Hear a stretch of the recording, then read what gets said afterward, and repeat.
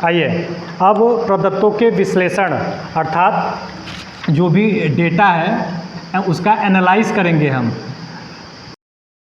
Action में data का analyse करेंगे कि क्या विश्लेषण है। ठीक, अगर एक्शन की बात करें तो निरीक्षण के आधार पर निर्णय या सरल सांख्यिकी का प्रयोग किया जाता है। इसमें सरल स्टैटिस्टिक्स का प्रयोग किया जाता है, जैसे मध्यमान, बहुलक, माध्यिका मध्यमान के ही इसमें ज़्यादातर प्रयोग होते हैं और ज़्यादातर इसमें सर्वे मेथड का ही हम प्रयोग करते हैं अगर विधि की बात की जाए। ठीक, फंडामेंटल की अगर बात की जाए तो इसमें उच्च सांख्यिकी प्रविधियों का प्रयोग किया जाता है। सांख्यिकी में परिकल्पनाओं का विशेष महत्व होता है। ध्यान समझिएगा, जो भी परिकल्पना आपने बनाया, किसी भी शोध के संबंधित, किसी समस्या से संबंधित जो भी परिकल्पना बनाया, उसमें हाई क्वालिटी के स्टैटिस्टिक्स का प्रयोग होता है, जैसे परिमाप या बहुलक या भी जितने भी स्टैटिस्टिक्स होते हैं उसमें हर चीज़ों का प्रयोग किया जाता है, समस्या जैसी हो। ठीक, एंड लास्ट की अगर हम बात करें तो सामान्यीकरण एवं निष्कर्ष। ठीक, निष्कर्ष की अगर बात करें तो कार्य विधि ही समस्या के समाधान का व्यवहारिक रूप होता है।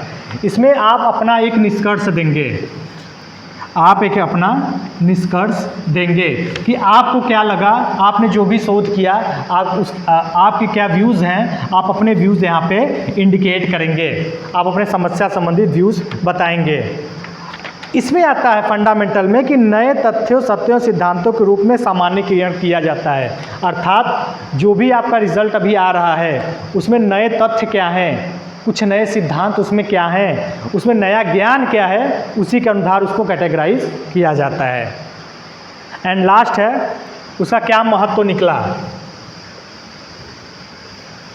ठीक, इम्पोर्टेंस क्या महत्व है, अर्थात एक्शन रिसर्च में अगर बात की जाए तो कक्षा शिक्षण एवं विद्यालय प्रणाली में सुधार लाया जाता है। अनुसंधानकर्ता अपनी कार्यकुशलता को प्रभावशाली बनाता है।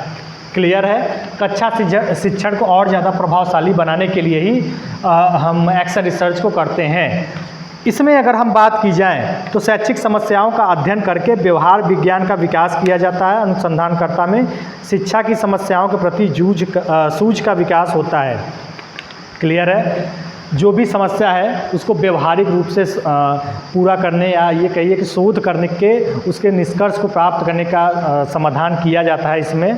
तो महत्व बहुत इम्पॉर्टेंस है आपके लिए ख़ास तौर पे कि क्या इम्पॉर्टेंस है कि किस तरीके से शोध किया जाए और शोध करने के बाद क्या रिज़ल्ट आया, उस रिज़ल्ट को किस तरीके से समाज में अप्लाई किया जाए, इसका भी जांच हम महत्व में करेंगे। लास्ट है मूल्यांकन। ठीक, अब मूल्यांकन, इसमें शिक्षक सफलता का स्वयं मूल्यांकन करता है। अगर कोई टीचर यहाँ पे जो भी शोध किया उस शोध को अगर पूरा किया तो उसका क्या स्वयं मूल्यांकन करता है। यहाँ पे इसमें मूल्यांकन टीचर स्वयं करता है और स्वयं ही उसका रिजल्ट देता है। इसमें परिणामों के आधार पर, ध्यान समझिएगा, परिणामों के आधार पर जो बाहरी विशेषज्ञ होते हैं, जो बाहरी इसके कहा जाए जो ऑथेंटिकेट जो हमारे सुपरविज़र होते हैं, जिसके अंडर में आप वो शोध कार्य करेंगे तो निश्चित रूप से वही उसका मूल्यांकन करते हैं। ठीक, ये तो था आपका अंतर। मुझे उम्मीद है कि आपने अच्छे से जाना होगा। आइए अब मैं एक छोटे रूप में आपको 3 पॉइंट में है क्रियात्मक अनुसंधान का क्या क्या उद्देश्य है वो मैं आपको थोड़े मात्रा में बता दूंगा ताकि आपको समझ में आ सके। विद्यालय की कार्य प्रणाली तथा स्थिति में प्रगति, सुधार एवं परिवर्तन करना। क्लियर है, इसकी कार्य प्रणाली, ठीक, विद्यालय की कार्य प्रणाली अर्थात कोई स्कूल या कॉलेज चल रहा है, कौन सी मेथड से चल रहा है। जैसे आप किसी स्कूल में जाते हैं तो अगर आपको फ़ीस डिपॉजिट करना है तो काउंटर पे ही जाते हैं, किसी ऐसे टीचर्स को नहीं देते हैं जो आपके विषय का ना हो, या हमेशा आप मैनेजमेंट के नियम और कानून को ही फॉलो करते हैं। तो इसमें एक्शन रिसर्च आप कर सकते हैं कि अगर आप किसी अन्य जगह अपने फ़ीस को जमा कर रहे हैं तो क्यों कर रहे हैं। एक्शन रिसर्च करके आप सही चीज़ों का पालन कर सकते हैं। विद्यालय में रूढ़िवादिता तथा यांत्रिक वातावरण को समाप्त करके जनतंत्री भावना का विकास करना, ये भी बात क्लियर है। विद्यालय में किसी ऐसी चीज़ जो हमेशा विद्यालय में होती चली आ रही है, उस चीज़ को अगर आपको ख़त्म करना है तो एक साथ आप ख़त्म नहीं कर सकते हैं। ठीक, एक साथ आप, जैसे पहले गुरुकुल में थी, शायद आज भी है, गुरुकुल में था कि जो भी टीचर्स आएंगे उनको धोती या कुर्ता पहन के आना है। ठीक, तो कहीं ना कहीं एक टीचर्स के लिए बहुत ज़्यादा रूढ़िवादिता थी, टीचर्स के लिए रूढ़िवादिता थी आज के समय के लिए। ठीक, तो इस चीज़ को ख़त्म करके एक ड्रेस कोड निकाल दिया गया है। उस समय के लिए वही ड्रेस कोड था, आज के समय में एक पैंट शर्ट या फॉर्मल पैंट फॉर्मल शर्ट आ गया कि आप इसी को पहन के ही आप क्लास में जाएंगे या पढ़ाएंगे। ठीक, तो इस रूढ़िवादिता को ख़त्म करके आप नए नए टेक्नोलॉजी को ला दिया गया। तो टेक्नोलॉजी आया तो क्लास इसको आने के बाद क्या हुआ कि क्लास और ज़्यादा डेवलप हुई। क्लास में हम बहुत ज़्यादा, ये कहें तो बहुत ज़्यादा स्मार्ट चीज़ों का हम प्रयोग करने लगे और हमारा जो नॉलेज लेवल है और ज़्यादा बढ़ता गया। पहले की क्या होती थी,